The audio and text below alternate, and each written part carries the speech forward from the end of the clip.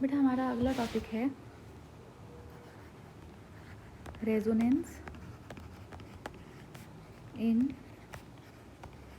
Series LCR circuit. ठीक है, तो हमें सीरीज LCR सर्किट में रेजोनेंस कौन सी कंडीशन है इसको पढ़ना है। रेजोनेंस हम बहुत पहले से पढ़ते आ रहे हैं। रेजोनेंस इस बार आपका साइक्लोट्रॉन सिलेबस से हटा दिया गया है। साइक्लोट्रॉन में भी रेजोनेंस होता था, बट क्लास 11th में हमने वेव्स चैप्टर में रेजोनेंस की कंडीशन पढ़ी है। रेजोनेंस बेटा तब माना जाता है जब कोई एक फ्रीक्वेंसी दूसरी फ्रीक्वेंसी के साथ मैच करके किसी चीज़ का एम्पलीट्यूड, ठीक है, एकदम से बढ़ा देती है। ये एम्पलीट्यूड किसी का भी हो सकता है। ये एम्पलीट्यूड मैकेनिक्स में डिस्प्लेसमेंट का होता है। ठीक है, साइक्लोट्रॉन जो आपने अभी पढ़ा नहीं है, सिलेबस से हटा दिया है, उसमें ये एम्पलीट्यूड काइनेटिक एनर्जी का होता है। और अब जो हम LCR सर्किट में एम्पलीट्यूड पढ़ने वाले हैं वो होगा हमारी करंट का। ठीक है ना, यानी कि ये जो सीरीज LCR सर्किट है इसमें रेजोनेंस की कंडीशन के लिए हम चाहते हैं कि हमारा करंट जो है वो मैक्सिमम हो जाए। ठीक है, और करंट मैक्सिमम करने के लिए हमें LCR सर्किट का जो इम्पीडेंस होता है उसे हमें मिनिमम करना पड़ेगा। ठीक है, तो सीरीज LCR सर्किट में रेजोनेंस का मतलब है रेजोनेंस तब होगा जब करंट मैक्सिमम हो जाएगी, और करंट को मैक्सिमम करने के लिए इम्पीडेंस मिनिमम करना है। ऐसा इसलिए क्योंकि करंट का फॉर्मूला होता है E/Z। ठीक है, तो करंट और इम्पीडेंस जो कि Z होता है वो इन्वर्सली प्रोपोर्शनल है। इम्पीडेंस कम होगा तो करंट अपने आप बढ़ जाएगा। ठीक है, अब इम्पीडेंस का फॉर्मूला लिखते हैं। वी हैव इम्पीडेंस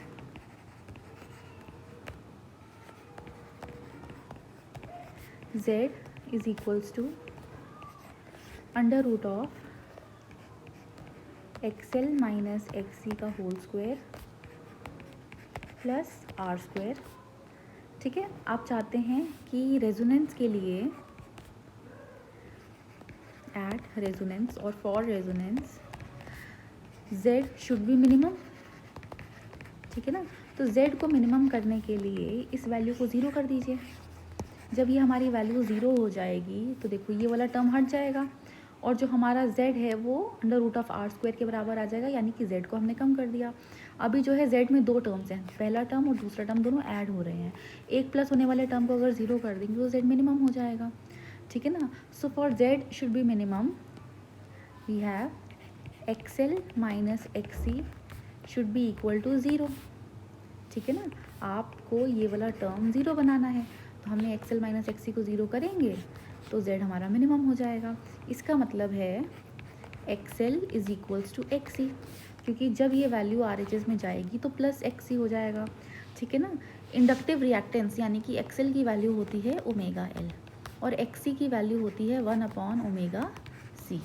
ठीक है, जब ये ओमेगा यहाँ आएगा तो ओमेगा स्क्वायर बन जाएगा और L को हम नीचे ले जाते हैं तो हमारे पास आ जाएगा omega square is equals to 1/LC, और दोनों तरफ जब हम अंडर रूट लेंगे तो हमारे पास ओमेगा की वैल्यू आ जाएगी 1/√LC।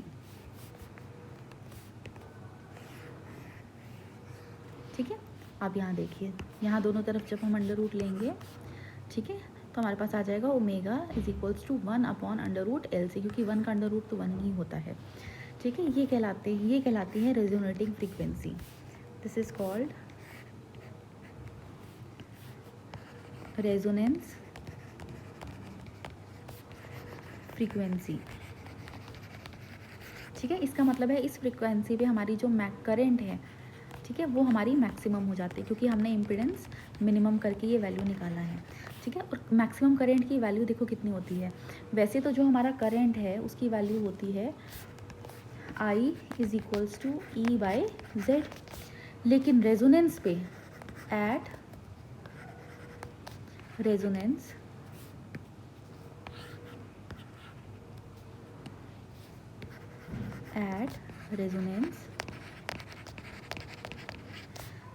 Z हमारा मिनिमम होता है और Z मिनिमम की वैल्यू है, ये देखो बेटा ध्यान से देखना, रेजोनेंस पे XL माइनस XC 0 होता है, यानी कि ये टर्म हट गया हमारा 0 होके, हमारे पास बचा under root of R square. तो स्क्वायर जब अंडर रूट से बाहर आएगा तो हमारे पास सिर्फ और सिर्फ R बचेगा, तो Z मिनिमम की वैल्यू R के बराबर होती है। ठीक है। अब अगर Z रेजोनेंस पे Z मिनिमम होके इसकी जगह आप R डालेंगे तो हमारे पास मैक्सिमम करंट आ जाएगी I maximum is equals to E by R। ये देखिए, जब आप Z की जगह R डालेंगे जो कि Z की मिनिमम वैल्यू है, तो करंट की जगह हम करंट की मैक्सिमम वैल्यू यूज़ करेंगे। तो करंट की मैक्सिमम वैल्यू हो गई E बाय R। तो अगर Z पूरा है तो नॉर्मल करंट है, लेकिन Z कम करके अगर आपने R के बराबर कर दिया तो करंट बढ़ के मैक्सिमम हो जाएगी।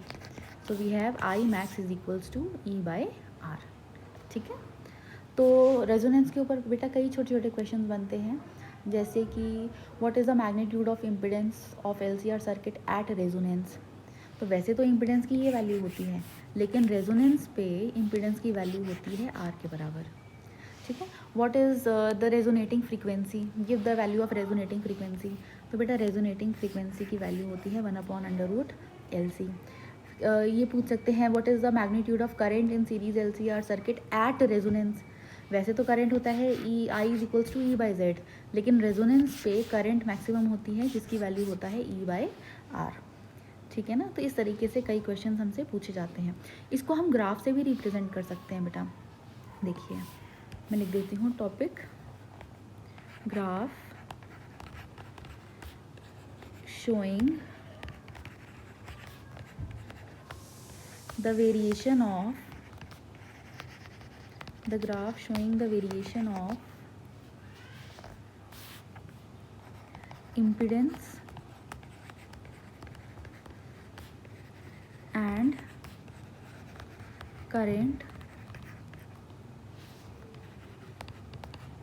with frequency।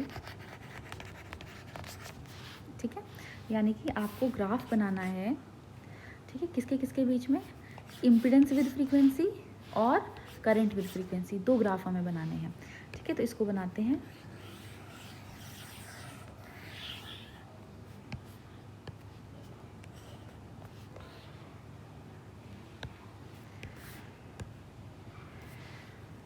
तो ये हमने लिया पहला ग्राफ और ये हमने लिया दूसरा ग्राफ। ठीक है, पहले ग्राफ में हमारा है इम्पिडेंस यानी कि Z विद फ्रीक्वेंसी मतलब ओमेगा। ठीक है, दूसरे ग्राफ में करंट विद फ्रीक्वेंसी मतलब current I with frequency omega. तो इम्पिडेंस और करंट का वेरिएशन हमें फ्रीक्वेंसी के साथ देखना है। ठीक है, तो बेटा जैसे जैसे मैं आपको बताऊं, वैसे तो इम्पिडेंस देखिए, इम्पिडेंस जो है मैक्सिमम वैल्यू होता है, लेकिन जैसे जैसे हम रेजोनेंस के पास आते हैं, जैसे जैसे हम फ्रीक्वेंसी को चेंज करते हैं, वैसे वैसे इम्पिडेंस हमारा मैक्सिमम से वैल्यू डिक्रीज़ करते करते, ठीक है, डिक्रीज़ करते करते रेजोनेंस पे मिनिमम हो जाता है। ठीक है, इसका मैं एक वैल्यू से आपको एग्जांपल समझाती हूँ। जैसे सपोज़ करिए इम्पिडेंस आपको दिया है 20 ओम के बराबर सपोज़। तो जैसे जैसे आप रेजोनेंस फ्रीक्वेंसी के पास जाएंगे ना, तो 20 जो है डिक्रीज़ करते करते 19, 18, 15, 14 तक आ गया। इसके बाद आपने देखा कि फ्रीक्वेंसी को अगर और चेंज करते हैं तो 14 के बाद 16, 17, 18, 19, यानी कि Z की ये जो मिनिमम वैल्यू जिस फ्रीक्वेंसी पे आती है उसे बोलते हैं रेजोनेटिंग फ्रीक्वेंसी, जिसकी वैल्यू होती है 1/√LC। यानी कि रेजोनेटिंग फ्रीक्वेंसी पे Z अभी ज़्यादा है, 20 ओम है, कम होते होते होते होते होते यहाँ पे मिनिमम आ गया। अब इसके बाद फ्रीक्वेंसी और बढ़ाएंगे तो फिर से Z बढ़ना शुरू हो जाएगा। ठीक है, तो एक रेजोनेटिंग फ्रीक्वेंसी ही ऐसी फ्रीक्वेंसी होती है जिसमें Z सबसे कम होता है। रेजोनेटिंग फ्रीक्वेंसी से पहले जाओगे तो Z बढ़ेगा और रेजोनेटिंग फ्रीक्वेंसी के बाद भी Z इंक्रीज़ करेगा, लेकिन इस फ्रीक्वेंसी पे Z हमारा सबसे कम है। ठीक है, तो इसका ग्राफ बना देते हैं।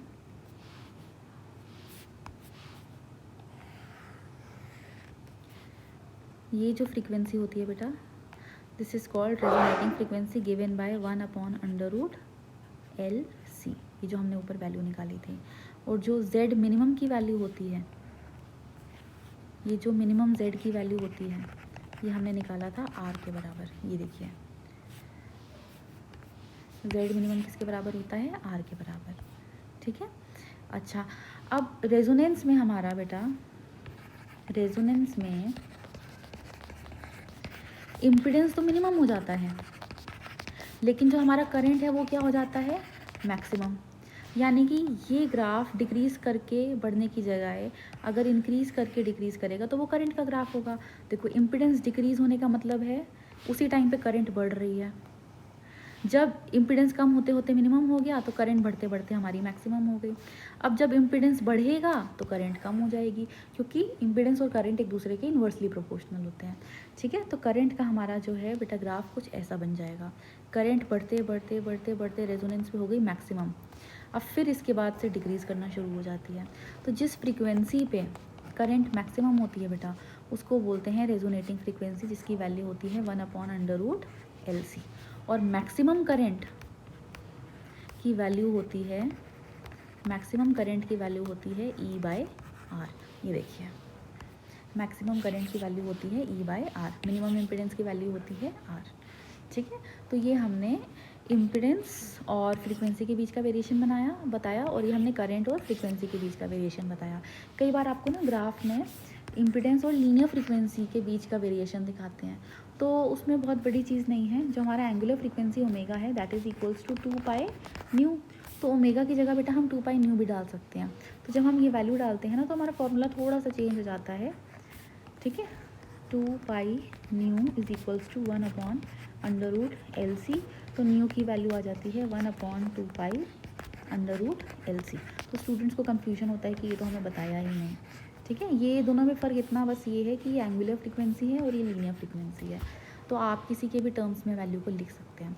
ठीक है, तो आई होप आपको रेजोनेंस क्लियर है। रेजोनेंस वो एक स्पेशल कंडीशन है जिसमें LCR सर्किट का इम्पीडेंस कम होते होते होते बिल्कुल जो है मिनिमम हो जाता है, और जिसकी वजह से करंट बढ़ते बढ़ते मैक्सिमम हो जाती है और हमें सिग्नल बिल्कुल क्लियरली सुनाई देता है। जब करंट का एम्पलीट्यूड बढ़ के मैक्सिमम हो जाएगा तो हमें सिग्नल क्लियर सुनाई देगा, और ये तब होता है जब सर्किट में इंडक्टिव रिएक्टेंस कैपेसिटिव रिएक्टेंस के इक्वल होता है। ठीक है, this is the necessary condition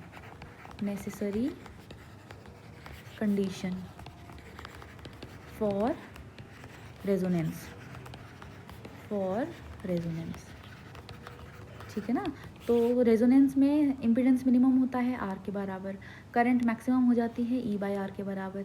ठीक है, लेकिन ऐसा होता कब है, उसकी कंडीशन क्या है? तो उसकी कंडीशन है inductive reactance should be equal to capacitive reactance.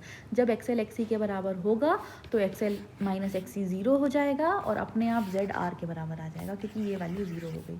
जब ZR के बराबर हो गया तो I E/R के बराबर हो जाता है। ठीक है, तो कई तरीके से इसका रेजोनेंस का क्वेश्चन पूछते हैं।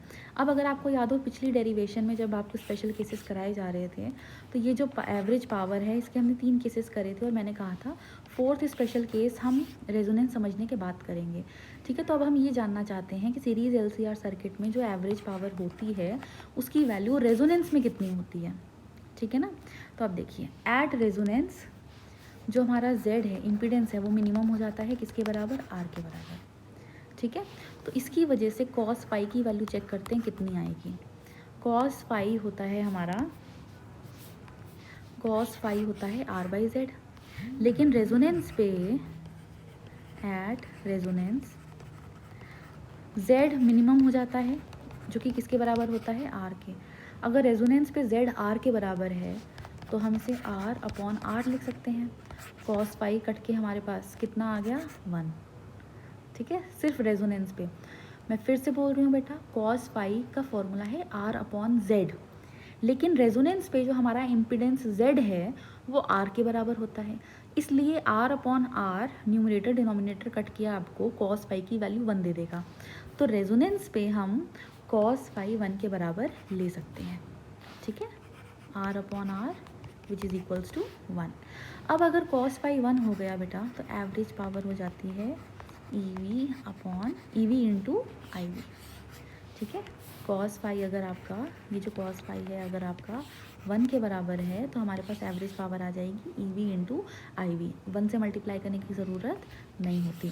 ठीक है, ये मैक्सिमम पावर होती है, मैक्सिमम तो पावर। तो सीरीज़ LCR सर्किट में 2 केसेस ऐसे हैं जिसमें पावर मैक्सिमम होती है और 2 केसेस ऐसे हैं जिसमें एवरेज पावर 0 होती है। ठीक है, तो एक कॉन्सेप्चुअल क्वेश्चन ऐसे भी पूछते हैं 1 मार्क का, when is the power maximum for series LCR circuit, तो उसका आंसर है एट रेजोनेंस। ठीक है, आई होप आपको ये कॉन्सेप्ट क्लियर है। अब बात आती है बेटा, ये जो रेजोनेंस है, जो हमने रेजोनेंस पढ़ा, इसका शार्पनेस कैसे डिसाइड करते हैं। तो हमारा अगला टॉपिक है शार्पनेस ऑफ रेजोनेंस। ठीक है, ये शार्पनेस ऑफ रेजोनेंस समझने के लिए हमें एक टॉपिक समझना पड़ेगा, दैट इज़, एक टर्म हमको समझना पड़ेगा, दैट इज़ क्वालिटी फैक्टर। ये क्वालिटी फैक्टर क्या होता है, ठीक है।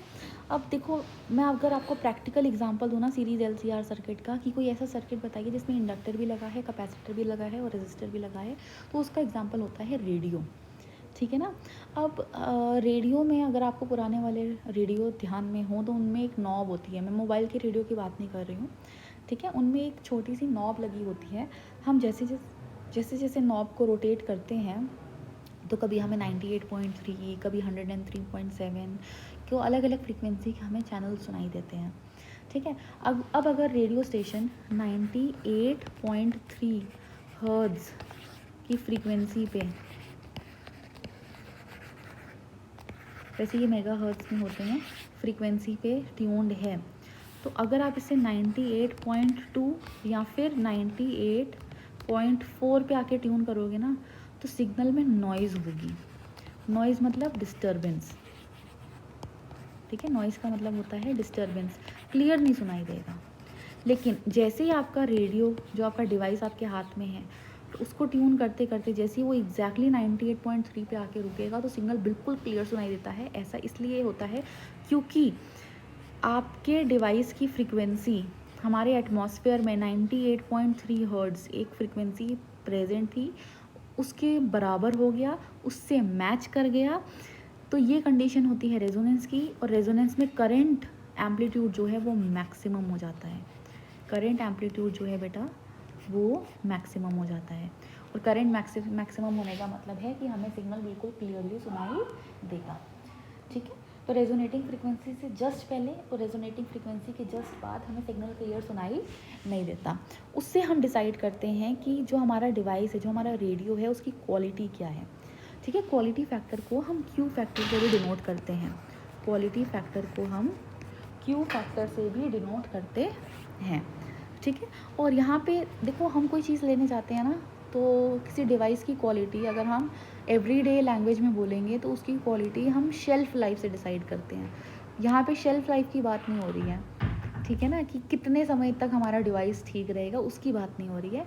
हम बात कर रहे हैं कि हमें कैसी क्वालिटी का सिग्नल सुनाई देगा, ठीक है। हम इसकी बात नहीं कर रहे कि हमारा रेडियो 1 साल चलेगा, 2 साल चलेगा, 3 साल उसकी लाइफ है, हम उस क्वालिटी की बात नहीं कर रहे हैं। यहाँ पे जिस क्वालिटी की बात हो रही है, इससे मतलब है कि हमें कितने एम्पलीट्यूड का करंट, कितने एम्पलीट्यूड से हमें सिग्नल, कितनी क्लैरिटी से सिग्नल हमें सुनाई दे सकता है, ठीक है। तो ये जो शार्पनेस ऑफ रेजोनेंस है किसकी, सीरीज़ LCR सर्किट की, मतलब रेडियो की। एक मैं एग्जांपल दे रही हूँ आपको, LCR सर्किट का एक एग्जांपल है रेडियो। तो ये जो सीरीज़ LCR सर्किट का जो शार्पनेस है, ये क्वालिटी फैक्टर से डिसाइड होता है। और क्वालिटी फैक्टर जो होता है, उससे हमारा मतलब है कि हमें सिग्नल कितनी क्लैरिटी से सुनाई देता है, ठीक है। ये जो क्वालिटी फैक्टर है, जिसका सिंबल है Q, ठीक है, this quality factor is given by the ratio of resonating frequency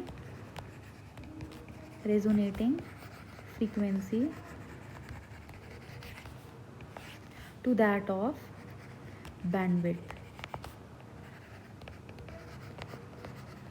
ठीक है ना। और ये जो बैंडविड्थ टर्म है बेटा, ये मैं बता दूँ आपको, एक रेंज होती है, रेंज ऑफ फ्रीक्वेंसीज। जैसे जो आपका रेडियो होता है ना, ठीक है, उसमें अगर किसी ने रेडियो देखा है पुराना वाला, क्योंकि हिल्स पे यहाँ रेडियो चलते नहीं हैं, सिग्नल आते नहीं हैं रेडियो के, तो जिसने रेडियो डिवाइस देखा है, तो उसकी नॉब जब हम घुमाते हैं ना, तो ऊपर इंडिकेटर जो हमारा स्केल होता है, उसमें एक pin left to right move करती है, और लेफ़्ट मूव करते करते वो एक जगह पे आके रुक जाती है। आप नॉब को और घुमाएंगे तो वो और ज़्यादा लेफ़्ट नहीं जाएगी, इसी तरीके से नॉब को अपोजिट डायरेक्शन में घुमाते घुमाते वो पिन राइट साइड जाते जाते एक जगह आके रुक जाती है और ज़्यादा राइट में नहीं जाती, यानी कि वो लेफ़्ट से राइट एक फ्रीक्वेंसी को इंडिकेट करती है कि ये रेडियो हमारा एक गिवन फ्रीक्वेंसी ओमेगा 1 से लेके एक हायर फ्रीक्वेंसी ओमेगा 2 तक के सिग्नल को ही रेजोनेट कर पाएगा, हमें सिग्नल को सुनाई देगा। इससे कम ओमेगा 1 से कम और ओमेगा 2 से ज़्यादा की फ्रीक्वेंसी ये डिवाइस हमें नहीं सुना सकता। ठीक है, इसी का मैं आपको एक प्रैक्टिकल एग्जांपल दूँ। मिलिट्री पर्पसेस के लिए ना, मिलिट्री पर्पसेस के लिए जो रेडियो यूज़ होते हैं, जो LCR सर्किट्स यूज़ होते हैं, उनकी फ्रीक्वेंसी बहुत अलग रेंज की होती है। ठीक है ना, क्योंकि मिलिटेंट्स को पकड़ने के लिए मिलिटेंट्स जिस फ्रीक्वेंसी पे ऑपरेट करते हैं वो फ्रीक्वेंसी आम लोगों की फ्रीक्वेंसी रेंज से मैच नहीं करती। वो या तो एक्सट्रीमली लो फ्रीक्वेंसी पे ऑपरेट करते हैं या एक्सट्रीमली हाई फ्रीक्वेंसी पे उनकी कॉन्वर्सेशन चलती है। तो उनकी कॉन्वर्सेशन को ट्रेस करने के लिए जो मिलिट्री ऑपरेशंस के लिए LCR सर्किट यूज़ होते हैं, उनकी बैंडविड्थ अलग होती है। बैंडविड्थ मतलब जो वो एक लोअर से हायर फ्रीक्वेंसी के जो सिग्नल कैच करते हैं वो रेंज ऑफ फ्रीक्वेंसीज अलग होती है। ठीक है, तो यहाँ पे हमारा बैंडविड्थ का मतलब है, LCR सर्किट की बैंडविड्थ का मतलब है कि गिवन फ्रीक्वेंसी ओमेगा 1 से गिवन फ्रीक्वेंसी ओमेगा 2 जहाँ तक के सिग्नल हम सुन सकते हैं। ठीक है, और रेजोनेटिंग फ्रीक्वेंसी वो फ्रीक्वेंसी होती है जिस पे इम्पिडेंस मिनिमम हो जाता है और करंट मैक्सिमम। तो किसी भी LCR सर्किट की जो क्वालिटी है, किसी भी LCR सर्किट का जो क्वालिटी फैक्टर Q है, it is given by the ratio of resonating frequency to that of bandwidth. ठीक है, चलिए रेजोनेटिंग फ्रीक्वेंसी का सिंबल हम यूज़ करते हैं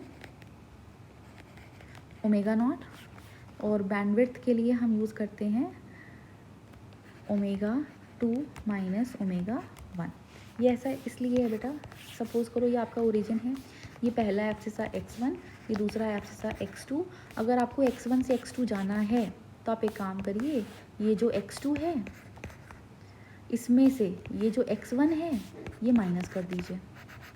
ठीक है ना, तो x2 में से जब आप x1 को माइनस करेंगे तो इस रेंज में आप पहुंच जाएंगे।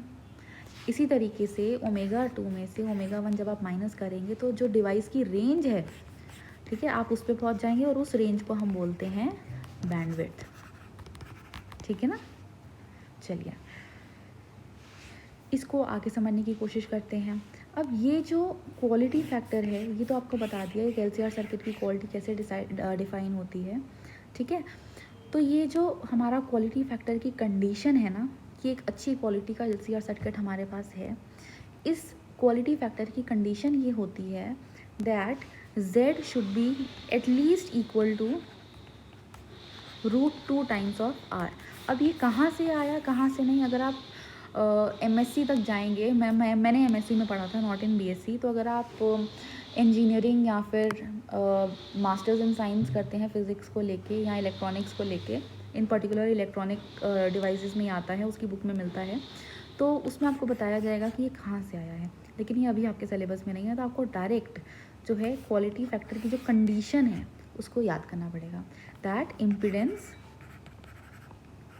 इसी कंडीशन है, impedance should be equal to √2 times of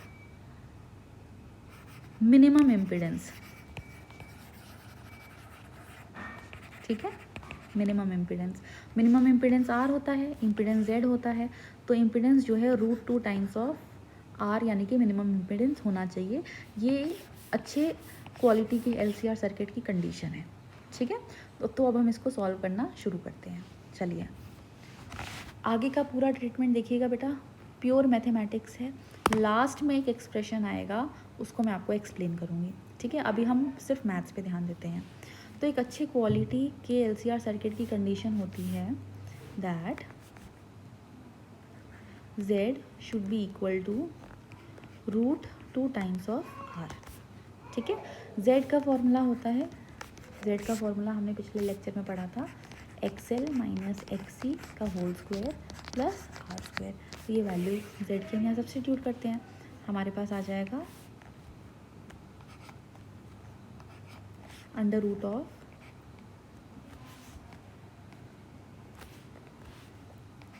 XL minus XC का whole square plus R² is equals to √2 times of R।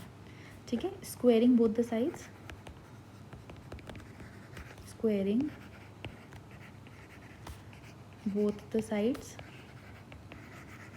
हमारे पास आ जाएगा बेटा एक्सएल माइनस एक्सी का whole square plus R square is equals to, बेटा √2 का square करोगे, देखो दोनों तरफ जब स्क्वायर करोगे ना तो आपका जो ये अंडर रूट है ये तो हट जाएगा, ठीक है, तो हमारे पास आ जाएगा 2 टाइम्स ऑफ आर स्क्वायर। जब ये आर स्क्वायर LHS में जाएगा तो माइनस हो जाएगा, ठीक है ना, जब आप इस आर स्क्वायर को सॉरी RHS में लेके जाएंगे तो ये जो प्लस है ये प्लस आपका माइनस में कन्वर्ट हो जाएगा, हमारे पास वैल्यू आ जाएगी एक्सएल माइनस एक्सी का whole square is equals to R square, ठीक है। आई होप आपको यहाँ तक अभी क्लियर है। एक्सएल और एक्सी की वैल्यू सब्स्टिट्यूट करते हैं बेटा। आप जानते हैं हमारा इंडक्टिव रिएक्टेंस होता है ओमेगा एल और हमारा कैपेसिटिव रिएक्टेंस होता है 1/ओमेगा सी, ये हम प्रीवियस लेक्चर्स में पढ़ चुके हैं। तो ये वैल्यू हम सब्स्टिट्यूट करते हैं, हमारे पास आ जाएगा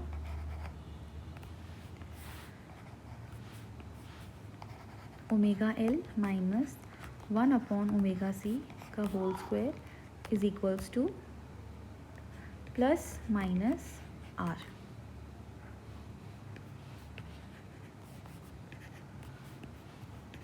are square taking under root both the side, taking square root both the side, तो हमारे पास आ जाएगा omega L minus one by omega C is equals to plus minus are.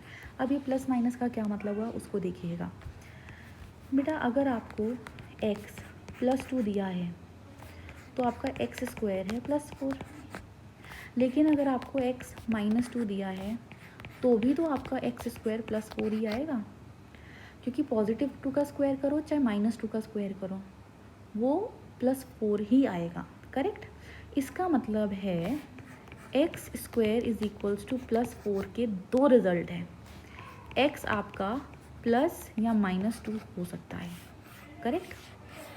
x आपका +2 हो चाहे x आपका -2 हो, स्क्वायर करेंगे तो वो पॉजिटिव ही आएगा, यानी कि इसका अंडर रूट लेने पे हमें दोनों सॉल्यूशन लेने पड़ते हैं। इसी तरीके से जब आपने इधर अंडर रूट लिया है तो आप पॉजिटिव और नेगेटिव दोनों सॉल्यूशन लेंगे, करेक्ट।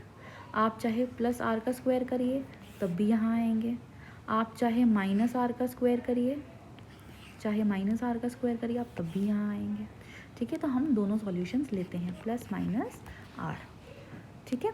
तो इसको लिखा कैसे जाता है देखिए, ये दिया जाता है बेटा find the solution of, maths के एग्जाम्पल से मैं आपको बता रही हूँ, क्वेश्चन ऐसा आता है find the solution of x square is equals to 4। तो अब इसका सॉल्यूशन कैसे लिखते हैं, आप x की वैल्यू लिखते हैं +-2 या फिर आप लिखते हैं x1 is equals to +2, x2 is equals to -2। आप कहना चाहते हैं x का जो पहला सॉल्यूशन है x1, ठीक है, x का जो पहला सॉल्यूशन है x1 वो +2 हो सकता है और x का जो दूसरा सॉल्यूशन है x2 वो -2 है, ठीक है। इसी तरीके से क्योंकि ये आपका omega L minus one by omega C +-r है तो इसको हम लिख सकते हैं omega 1l minus one by omega 1c is equals to +r, और हम लिख सकते हैं omega 2l minus one by omega 2c is equals to -r। जैसे आपने +2 को डिनोट करा था x1 से और -2 को डिनोट करा था x2 से, क्योंकि +2 और -2 को दोनों को सेम वेरिएबल से डिनोट नहीं कर सकते, +2 अलग है -2 अलग है, +2 और -2 में बहुत फ़र्क होता है, +2 इधर है -2 इधर है, 4 यूनिट का डिफरेंस है इसमें, ठीक है ना, इसलिए हम x1 और x2 अलग वेरिएबल से डिनोट करते हैं। इसी तरीके से +r और -r अलग वेरिएबल से हम डिनोट करेंगे, ठीक है, दोनों सॉल्यूशंस को। चलिए, तो हमें 2 इक्वेशंस मिल गई हैं, ये इक्वेशंस बेटा इंपॉर्टेंट है, ठीक है। इसको कलर कर देते हैं,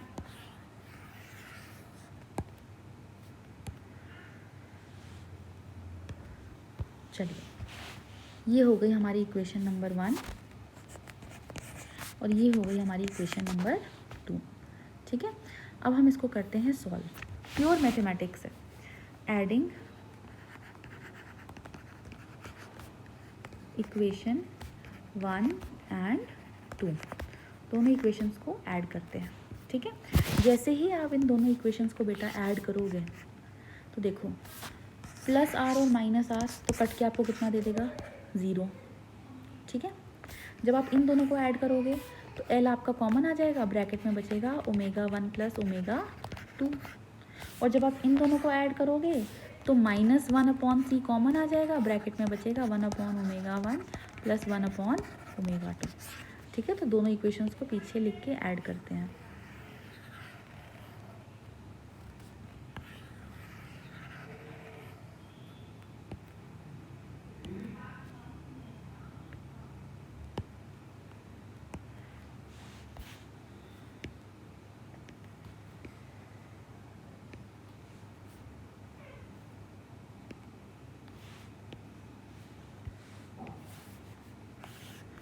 इन दोनों इक्वेशंस को बेटा हम प्लस करने वाले हैं। ठीक है, देखिए इन दोनों टर्म्स को सॉल्व करने पे क्या आया, एल कॉमन ले गए, हमारे पास ब्रैकेट में बचा ओमेगा 1 प्लस ओमेगा 2। अब जब इन दोनों को सॉल्व करेंगे ये, ठीक है, तो -1/c कॉमन है, ले जाते हैं बाहर, -1/c कॉमन है, ब्रैकेट में बचेगा 1/ओमेगा 1 प्लस 1/ओमेगा 2। ठीक है, इज इक्वल्स टू 0, क्योंकि जब इन दोनों को ऐड करेंगे RHS को जब हम ऐड करेंगे तो प्लस आर और माइनस आर कट के 0 दे देगा। ठीक है, अब इसको आगे सॉल्व करते हैं। ये पूरा टर्म हमारा बेटा जब RHS में जाएगा तो माइनस का ये प्लस बन जाएगा। ठीक है, so we have L omega 1 plus omega 2 is equals to 1/c one by omega 1 plus one by omega 2। Omega 1 और ओमेगा 2 वो रेंज थी, रेंज ऑफ फ्रिक्वेंसीज। ठीक है, चलिए अब एलसीएम लेते हैं RHS का। जब आप इसका एलसीएम लेंगे तो ये क्रॉस मल्टीप्लाई हो जाएगा। ठीक है, तो हमारे पास आ जाएगा L times of omega 1 plus omega 2 is equals to 1/c। LCM लिया बेटा तो हमारे पास आया। ठीक है, चलिए अब देखिए 2 + 5 लिखिए, चाहे 5 + 2 इक्वली होता है। ठीक है ना, तो आप ओमेगा 2 प्लस ओमेगा 1 लिखिए, चाहे ओमेगा 1 प्लस ओमेगा 2, बात तो एक ही है। ठीक है ना, तो ये देखो LHS का ओमेगा 1 प्लस ओमेगा 2 और RHS का ओमेगा 1 प्लस ओमेगा 2 कैंसिल हो जाएगा, हमारे पास बचेगा L is equals to 1/c times of omega 1 omega 2। C को ऊपर ले जाएंगे तो LC की वैल्यू आ गई 1/ओमेगा 1 ओमेगा 2। ये हमने वैल्यू निकाली है क्योंकि हमें आगे ज़रूरत पड़ने वाली है, दैट्स इट, इसका कोई सिग्निफिकेंस नहीं है। ठीक है, चलिए जैसे हमने इन दोनों इक्वेशंस को ऐड किया था, अब हम इन दोनों इक्वेशन को सब्ट्रैक्ट करेंगे। सो वी विल राइट, जैसे ऐड किया था अब हम सब्ट्रैक्ट करेंगे। ठीक है, सब्ट्रैक्टिंग इक्वेशन 1 एंड 2। ठीक है, तो दोनों इक्वेशंस को कॉपी करते हैं।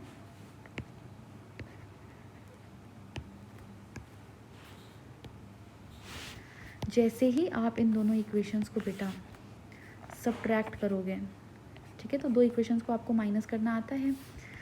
पहले तो साइन बदले जाते हैं, ये पॉजिटिव है तो जैसे ही इसको माइनस करोगे ये माइनस हो जाएगा, ये माइनस है तो ये प्लस हो जाएगा, और ये माइनस है तो ये भी प्लस हो जाएगा। ठीक है ना, तो साइन बदल देते हैं,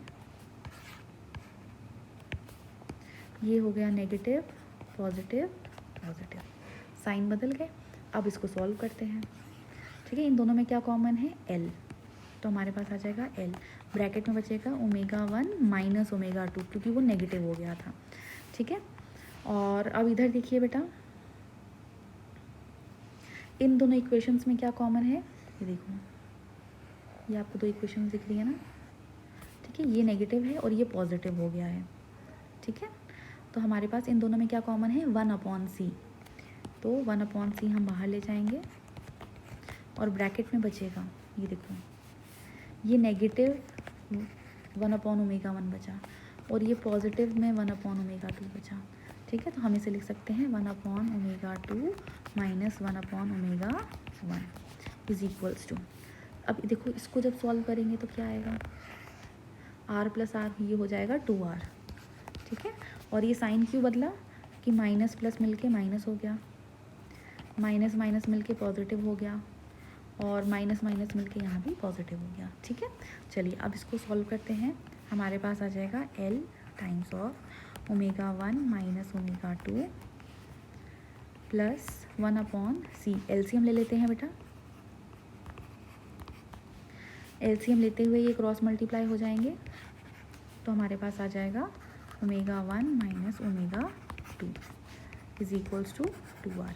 अब ये वाला टर्म देखो बेटा, फर्स्ट टर्म और ये सेकेंड टर्म। ठीक है, दोनों टर्म जो प्लस हो रहे हैं, इन दोनों में क्या कॉमन है, इन दोनों के पास कॉमन है ω1 माइनस ω2, तो इसको बाहर ले जाते हैं, तो हमारे पास आ जाएगा ω1 माइनस ω2, आप कॉमन ले गए, बाहर ले गए, तो पहले के पास क्या बचेगा, सिर्फ L, क्योंकि इसको तो आप बाहर ले गए। ठीक है, तो फर्स्ट टर्म में बचा L प्लस, दूसरे टर्म में देखिए बेटा, ये प्लस कॉपी कर दिया, दूसरे टर्म में क्या बचा, इसको तो आप बाहर ले गए, दूसरे के पास बचा 1/c ω2 ω1। ठीक है, तो दूसरे के पास बचा 1/c ω2 ω1 is equals to 2r। अब ये देखिए, मैंने कहा था ना इसकी ज़रूरत पड़ेगी, 1/ω1 ω2, अब 1/2 2 इंटू 5 लिखिए, चाहे 1/5 इंटू 2 लिखिए, बात तो एक ही है, तो 1/ω1 ω2 लिखिए, चाहे 1/ω2 इंटू ω1 लिखिए, बात तो वही है। किसके बराबर है ये, LC के। ठीक है ना, तो ये जो 1/ω2 ω1 है, इस पूरे की जगह हम LC लिख सकते हैं। ठीक है, चलिए इसको सब्स्टिट्यूट करते हैं, 1/ω1 माइनस ω2, ये हो जाएगा L प्लस 1/ω2 ω1 की जगह हमने लिखा LC, और डिनोमिनेटर में एक C तो था ही, इसको भी कॉपी कर देते हैं, 2r। ये C से C बेटा आपका कट जाएगा, ये कट जाएगा, और आपके पास बचेगा L plus L, L plus L हो जाएगा 2L के बराबर। ठीक है, ये C से C आपका कैंसिल हो गया, और L प्लस L आपके पास हो गया 2L। इसको सब्स्टिट्यूट कर देते हैं, ω1 माइनस ω2 इंटू में दूसरे ब्रैकेट में बचा बेटा 2L is equals to 2r। ये 2 से 2 कट गया, और हमारे पास ω1 माइनस ω2 इज इक्वल्स टू आया r/L। ठीक है,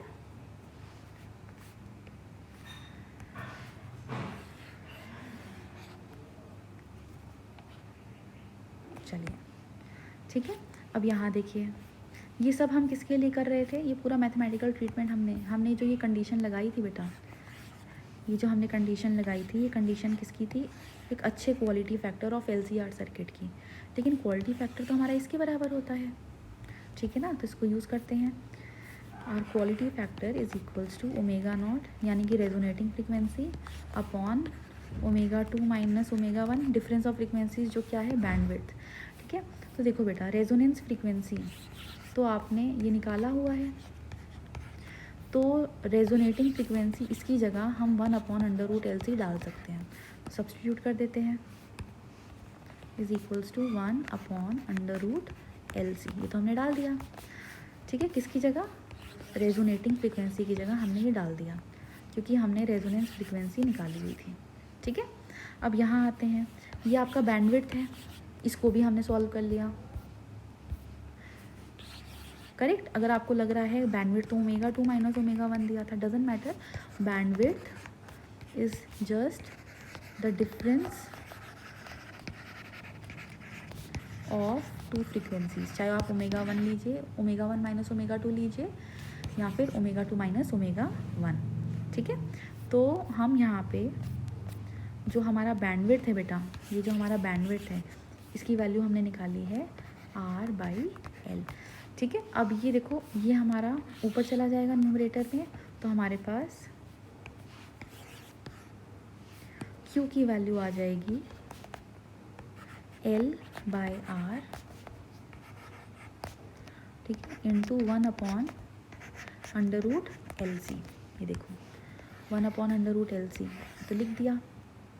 ठीक है, ये L ऊपर चला गया तो ये हो गया L, और R कहाँ है, डिनोमिनेटर में।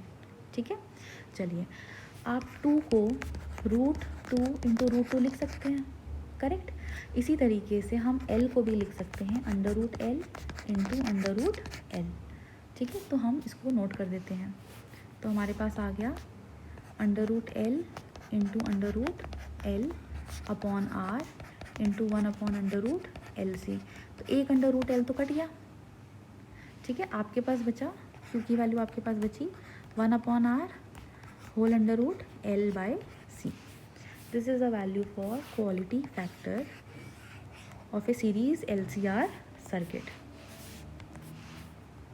Quality factor of a series LCR circuit, ये देखिए, ये बचा आपके पास, अपॉन में R बचा, अपॉन में R बचा। ठीक है, और साथ में बचा √L अपॉन √C बचा। ठीक है, इसको हमने लिख दिया होल √L/C। ठीक है, ये आ गया quality factor of a series LCR circuit. ठीक है, तो अगर आपको दिया जाए there is a series LCR circuit of inductance 5 henry, capacitance 2 farad, resistance 10 ohm, तो उसका क्वालिटी फैक्टर बताइए। तो आप L की वैल्यू, C की वैल्यू और R की वैल्यू जब सब्स्टिट्यूट करेंगे तो आपके पास क्वालिटी फैक्टर की वैल्यू आ जाएगी। ठीक है, चलिए, तो हमने ये देखा कि एक LCR सर्किट का प्रैक्टिकल एग्जांपल क्या है, रेडियो। ठीक है, तो रेडियो हमें कब सुनाई देता है, अच्छा मतलब रेडियो से एक अच्छा सिग्नल कब आता है, रेजोनेंस पे। रेजोनेंस कब होता है, जब इंडक्टिव रिएक्टेंस कैपेसिटिव रिएक्टेंस के बराबर होता है। ठीक है, मैं फिर से रिपीट करती हूँ, एक LCR सर्किट का प्रैक्टिकल एग्जांपल होता है बेटा रेडियो।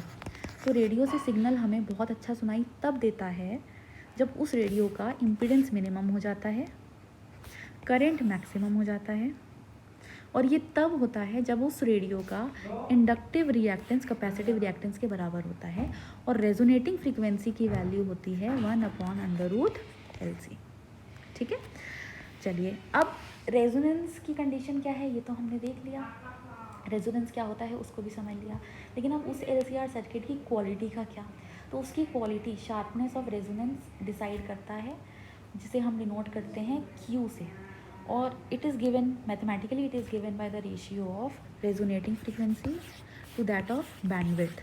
और ये सारा काम हमने बैंडविड्थ निकालने के लिए किया है, पूरा मैथमेटिकल ट्रीटमेंट हमने सिर्फ और सिर्फ ये जो बैंडविड्थ की वैल्यू है ये निकालने के लिए किया, क्योंकि रेजोनेटिंग फ्रीक्वेंसी निकालना तो आसान था, लेकिन अगर आपको LCR सर्किट का क्वालिटी फैक्टर चाहिए तो रेजोनेटिंग फ्रीक्वेंसी के साथ क्या चाहिए, बैंडविड्थ। तो हमने पूरा बैंडविड्थ निकाला, उसको सब्स्टिट्यूट किया, तब जाके हमारी जो है quality factor of LCR circuit हमें मिला।